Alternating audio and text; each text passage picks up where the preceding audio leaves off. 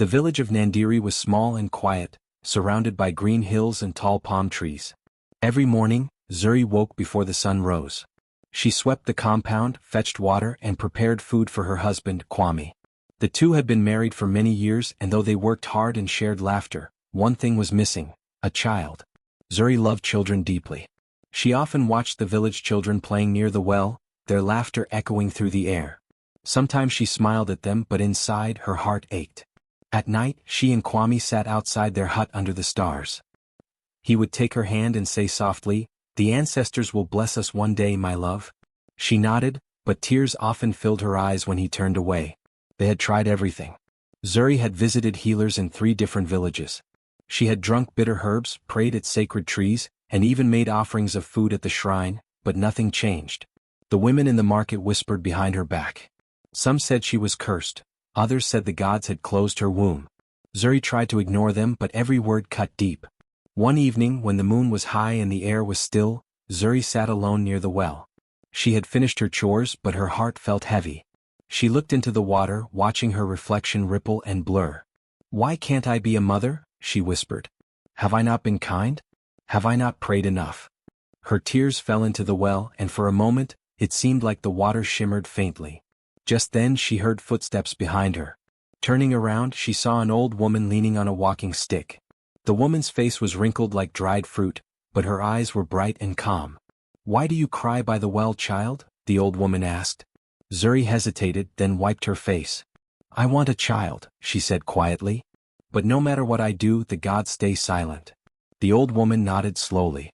"There are some prayers that the wind cannot carry," she said. "You must take them to the water. Go to the river of Moba. The spirit that lives there listens to women's tears. If your heart is true, she may bless you." Zuri's eyes widened. She had heard of the river Moba. It lay deep in the forest, far from the village. People said strange lights moved on its surface at night and that voices could be heard singing from beneath the water. Some believed it was a sacred place, others said it was dangerous. No one went there unless they had a strong reason. "The river," Zuri whispered.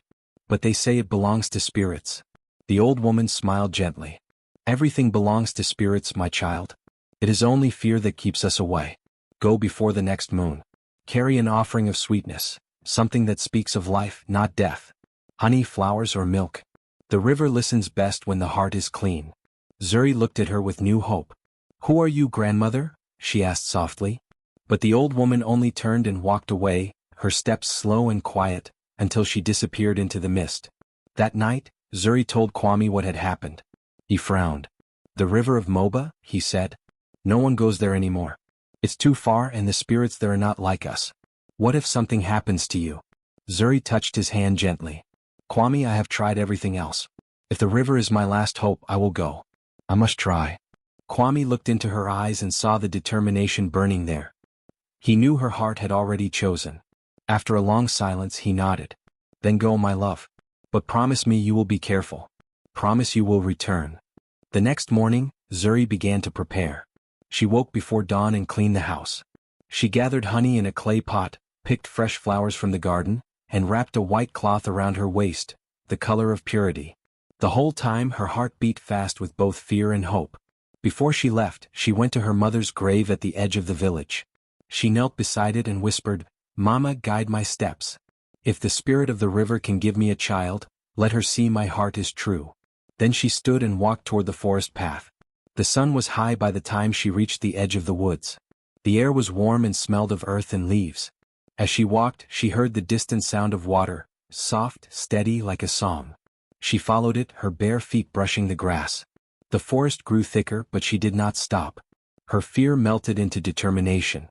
Finally, the trees opened and there it was, the river Moba. Its water was clear and wide, and sunlight danced across the surface. Birds called from the branches above, and the air felt cool and full of power. Zuri stood by the bank, her heart trembling. She placed her gifts, honey, flowers, and a small mirror, near the edge of the water. Then she knelt, closed her eyes, and spoke softly. "Mother of the waters, I come with a humble heart. Bless me with a child, and I will honor your name forever." At first nothing happened. The water stayed still. The forest was quiet. Zuri felt her hope slipping away, but then, the river began to ripple. A faint light shimmered beneath the surface. The air grew cool and she heard a voice, soft and distant, like the wind through reeds. "Zuri of Nandiri," the voice said, "your heart is pure. But a gift from the river always comes with a promise. Will you love and protect the child no matter what form they come in?" Zuri's eyes filled with tears. She placed her hand on her chest and whispered, "Yes. I will love them with all that I am." The water glowed brighter, then slowly became still again. Zuri bowed her head and whispered, "Thank you." She sat by the river until sunset, feeling peace fill her heart for the first time in years. When she finally stood to leave, she felt a strange warmth in her belly, a gentle stirring like a heartbeat too small to hear. She smiled to herself, unaware that the promise she made that day would change her life forever. The morning sun spread its golden light across the sky as Zuri began her journey. She wrapped a white cloth around her waist, the color of purity and peace, and tied her hair with a thin string made of palm fiber. Around her neck hung a small gourd filled with honey, and in her hands she carried a woven basket with fresh flowers and a small mirror, gifts she hoped would please the river spirit. The village of Nandiri was still asleep when she left. Only the distant sound of roosters and the soft rustling of palm trees followed her. As she walked, the earth felt cool under her bare feet. The path ahead was long and quiet, winding through fields and then into the deep forest. Birds sang softly above her, and every step echoed in the still air. Though fear touched her heart, her hope was stronger. She whispered to herself, "I will not turn back. My child waits beyond this path." As she entered the forest, the air grew thick and damp. Shafts of sunlight fell through the tall trees, making the leaves sparkle like glass. The sound of flowing water grew louder, soft at first, then steady like a heartbeat. Zuri followed it until the trees opened, revealing the river Moba. The sight took her breath away. The river stretched wide and clear, its surface glowing faintly under the morning sun. The water moved slowly, almost like it was alive. Mist rose gently from the edges, and the air carried a sweet, strange scent, something between flowers and rain. It was beautiful and frightening at once. Zuri stood by the bank, her knees trembling. She felt as though unseen eyes were watching her. But she remembered the old woman's words, "If your heart is true, she may bless you." So she took a deep breath, stepped forward, and knelt at the edge of the water. She placed her gifts on a flat stone, the honey in its small gourd, the flowers freshly cut from her garden, and the mirror, polished and shining. Then she bowed her head and spoke softly, her voice shaking. "Mother of the waters," she said, "I come with a humble heart. I bring you sweetness and beauty not for myself but for the life I dream of holding. Bless me with a child and I will honor your name." For a long time, there was no sound except for the whisper of the wind through the trees. The water stayed still. Zuri waited, her heart pounding, wondering if she had come for nothing. Her knees ached, but she did not move. "Please," she whispered again. "I have nothing left but faith." Then the river began to ripple. The air turned cold and the light on the water shifted to silver. Zuri froze. From the center of the river, a circle of light appeared, soft and glowing. The surface of the water shimmered and a voice rose from within, not loud but deep and clear like music carried on the wind. "Zuri of Nandiri," the voice said, "your heart is pure. The river has heard your tears and your longing." Zuri's eyes filled with tears. She looked around but saw no one. The voice seemed to come from everywhere, the air, the water, the ground beneath her feet. The voice continued, calm and strong. "But a gift from the river always comes with a promise. Life flows both ways, what you take you must give. Will you love and care for the child no matter what form they come in?" Zuri's hands trembled. She did not understand what the spirit meant, but she knew this was a sacred moment. Her heart told her the truth, this was her only chance. "Yes," she whispered. "I will love them no matter what. I will protect them as long as I breathe." The river rippled faster. The flowers she had brought began to drift into the water, carried gently by unseen hands. The honey spilled from the gourd, golden and glowing, and spread across the surface like sunlight. The mirror caught the reflection of the sky, and for a heartbeat, Zuri saw a face in it. A woman's face, calm and shining, with eyes as deep as the river itself. The voice spoke again, softer this time. "Then rise, daughter of the earth. Go home and wait. When the moon is full 3 times, your gift will come to you." Before Zuri could answer, the water surged upward in a bright wave, not violent but powerful and alive. It surrounded her knees, cool and sparkling. For a moment she felt warmth spread through her body, deep and gentle, like something waking inside her. Then the river fell silent again. The light faded, and the water became calm as if nothing had happened. Zuri sat there for a while, breathing heavily.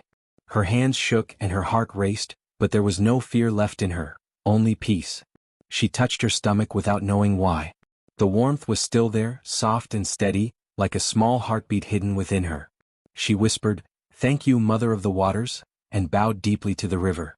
As she turned to leave, a soft wind brushed her face, carrying the scent of rain and flowers. It felt like a blessing, and for the first time in many years, Zuri smiled. The forest no longer seemed dark. Every sound, every leaf, every shadow felt alive with gentle power. Her journey back to Nandiri was long, but her steps were light. She walked with a calm she had never known before. Birds followed her along the path, and even the trees seemed to whisper softly as if wishing her well. When she reached home, Kwame ran to meet her. "Zuri, you are safe," he said, holding her shoulders. "I worried all night." Zuri smiled and touched his hand. "The river has spoken," she said softly. "We must wait and trust."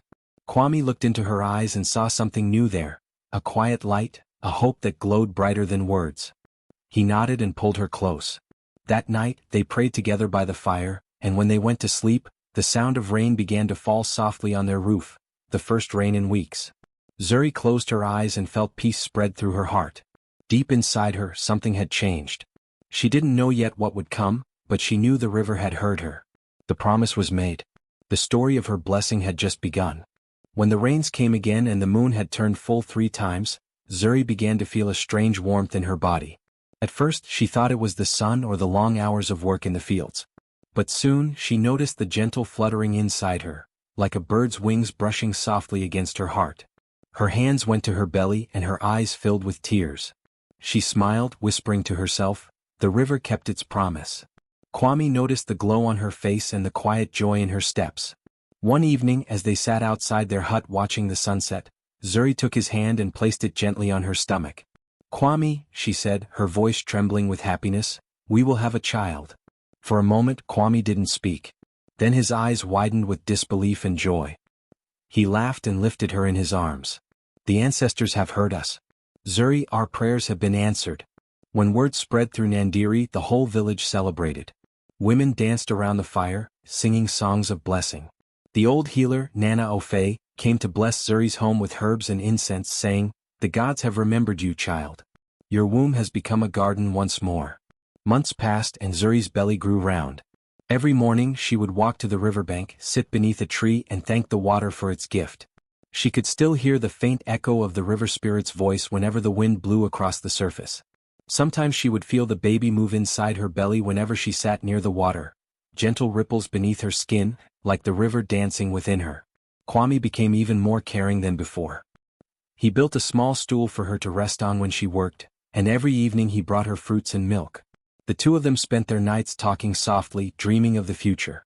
"If it is a boy," Kwame would say, "he will grow strong and help me in the fields." Zuri would smile and reply, "If it is a girl, she will be gentle and wise like the river that blessed her." When the time came, the sky was heavy with clouds and thunder rumbled in the distance. The whole village gathered near Zuri's hut as Nana Ofe and the midwives prepared for the birth. Kwame waited outside, pacing nervously, his heart pounding in his chest. He could hear Zuri's cries inside, mixed with the sound of the rising wind. Then, suddenly, everything went quiet. A few moments later, Nana Ofe stepped outside, smiling wide. "You have a daughter?" she said. Kwame's knees nearly gave out. He ran inside and there she was, tiny, wrapped in white cloth, her small face calm and perfect. But when she opened her eyes, everyone gasped. They shone a soft blue-green, just like the river under moonlight. Zuri whispered, "Amara," and smiled through her tears. "Her name will be Amara." From that moment, peace filled their home. Zuri and Kwame loved their daughter deeply. Amara grew fast, healthy and strong, always laughing, always curious. But there was something unusual about her. She loved water more than anything else. When she was barely old enough to walk, she would crawl toward the water pot and splash her hands inside, laughing with delight. As she grew, she would run to the stream that passed behind their home. She would sit by it for hours, humming soft tunes that no one had taught her. Sometimes her songs sounded almost like the sound of the flowing river itself, calm, sweet, and endless. The other children played with her, but even they noticed her strange connection to water. Once, when the stream dried up during a short drought, Amara stood by the cracked riverbed, humming softly. Within minutes, a gentle drizzle began to fall, and the water returned slowly, trickling through the earth. The children ran to tell their parents, and soon the elders came to see her. Old Nana Ofe shook her head slowly. "This child carries the blessing of Moba," she said. "The river spirit has left her mark." Zuri listened silently, remembering the promise she had made that morning by the river, to love the child no matter what form she came in. She looked at her daughter, who sat beside the stream, dipping her fingers into the water, and her heart swelled with love. But some villagers whispered quietly among themselves. "The river gave her the child," one woman said, "and the river may want her back someday." Another added, "Children touched by spirits do not live like ordinary people." Kwame tried to ignore their words, but he sometimes watched Amara with both wonder and fear.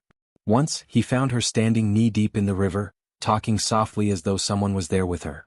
He called out sharply, "Amara, come back." She turned to him, her blue-green eyes shining, and said, "Father, the river sings to me." Kwame's heart tightened. That night he told Zuri, "She is different. I fear the spirit may call her one day." Zuri placed her hand on his arm. "Do not fear what we were blessed with," she said gently. "The river gave her to us. As long as we love her, she will stay." Amara continued to grow, bright, joyful, and full of life. She loved helping her father in the fields and listening to her mother's stories by the fire. Yet no matter what she did, she always returned to the water. It was her favorite place, where she laughed, dreamed, and sang to the river as if it were her closest friend. One afternoon, when she was about 6 years old, Zuri found her sitting on a rock beside the stream, feet dipped in the cool water. "Amara," she called softly, "what are you singing about?" Amara smiled without looking back. "I am singing to the mother of the waters," she said. "She listens when I sing." Zuri felt a chill but also a strange comfort. She sat beside her daughter, and together they watched the river flow. The water shimmered under the sunlight, and for a moment, Zuri thought she saw a faint reflection, the same gentle face she had seen in the mirror that morning by the river years ago. She blinked and it was gone. Zuri took Amara's small hand and whispered, "Then sing, my child. But never forget, your home is here with us." Amara nodded and continued her song, her voice blending with the sound of the river, a melody soft and endless, like the heartbeat of the earth itself. That night, when Zuri lay down to sleep, she dreamed of the river again. The water glowed softly under the moon, and a voice spoke through the mist. "Your promise remains strong, Zuri of Nandiri. The child of the river is growing under your care. But remember, every tide has its time." Zuri woke with tears on her cheeks. She didn't fully understand the meaning of the dream, but she held Amara close that morning, afraid to let her go. The river had given her everything she had ever wished for, but deep down she began to wonder if the river ever gives without taking something in return. The dry season came earlier than anyone expected in Nandiri. The wind blew hot and dry, carrying dust that settled on every roof and leaf. The once green fields turned pale and brittle. The river that had once danced and laughed through the heart of the village now whispered weakly, shrinking into a thin line of muddy water. The people grew restless and afraid. Every morning, Zuri watched the sky and prayed for clouds. She saw cracks forming in the earth around their farm. The maize had wilted, and the yam vines hung limp like tired ropes. The animals cried out from thirst, and even the birds had stopped singing. The village elders gathered under the big tree and called for everyone to bring offerings to the ancestors. "The gods are silent," one old man said, "perhaps they have turned their faces from us." But in Zuri's heart, there was another fear. Her daughter, Amara, had begun to act strangely. She spent hours by the river, sitting quietly or humming to herself.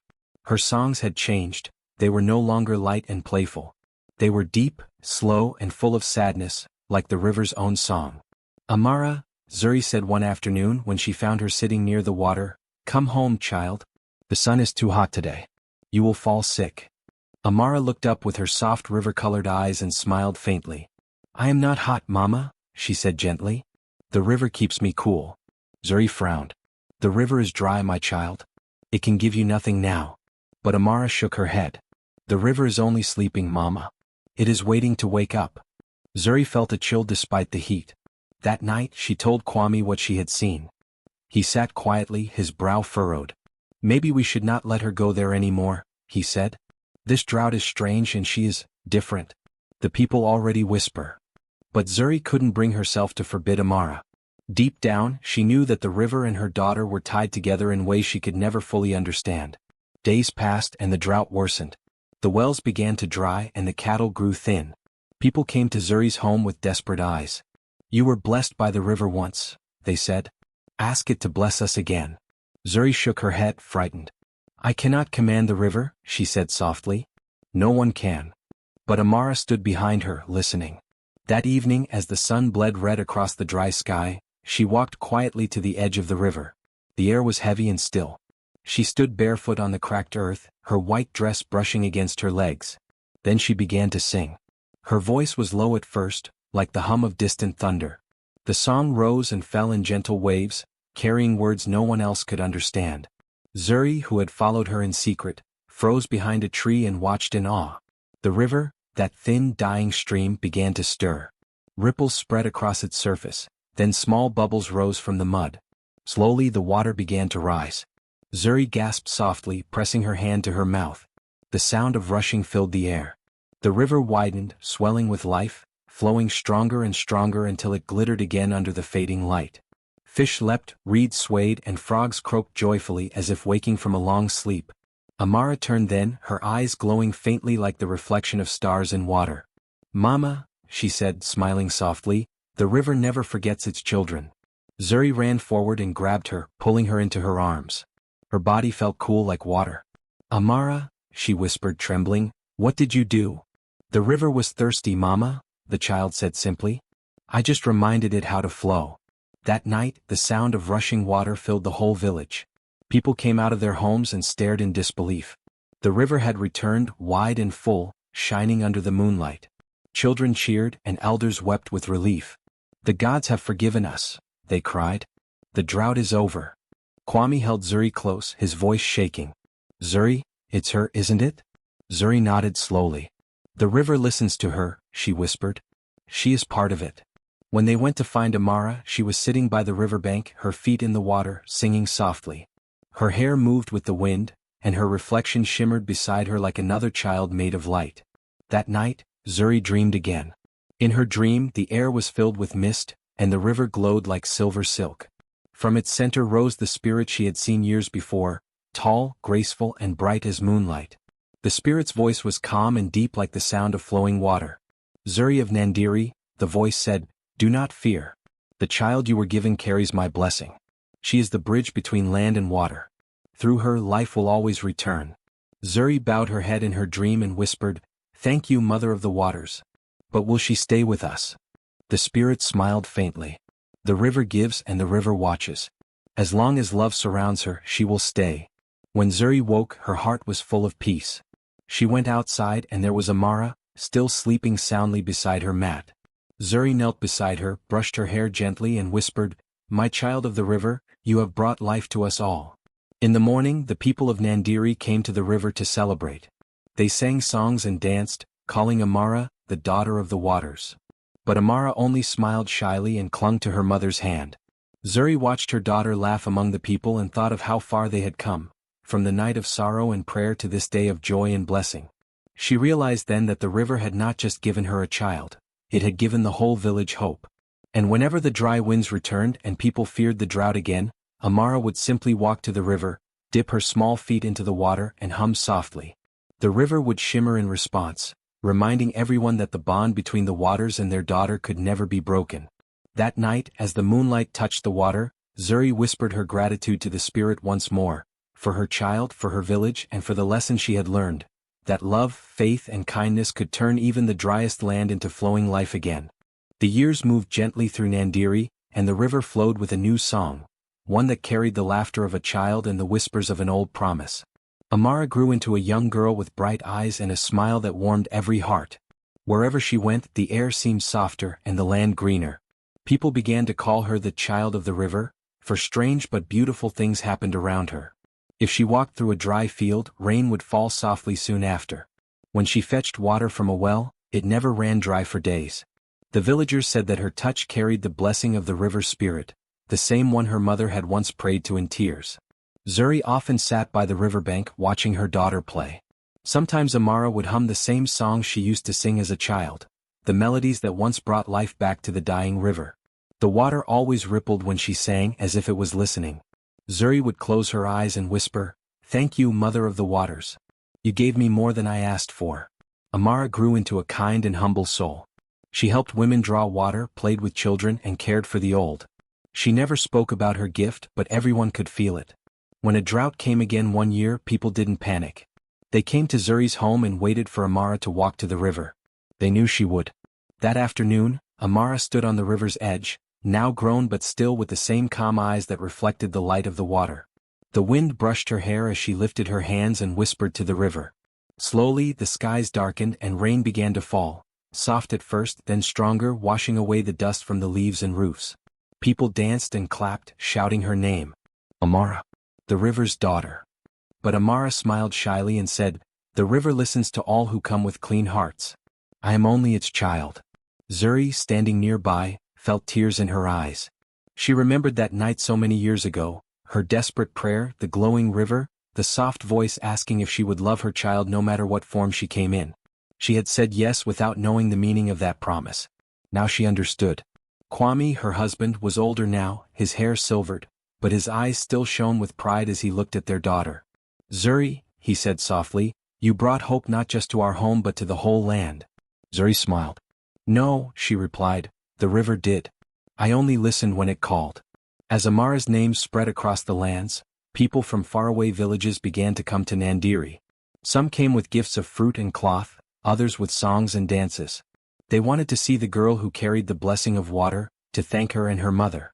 Amara always greeted them with kindness, asking nothing in return. Years later, when Zuri's hair had turned white, she still sat by the Moba River every evening. The water shimmered with golden light as the sun set. She would watch Amara kneel by the edge, dipping her fingers into the cool water, and she would whisper the same words she had whispered for years, "Thank you, Mother of the Waters." Sometimes, when the wind blew softly, Zuri thought she heard a gentle voice answer her, the same calm, powerful voice from long ago, saying, "Your heart was true, Zuri of Nandiri. You kept your promise, and so the river will always keep hers." The people of Nandiri passed her story from mouth to mouth, from one generation to the next.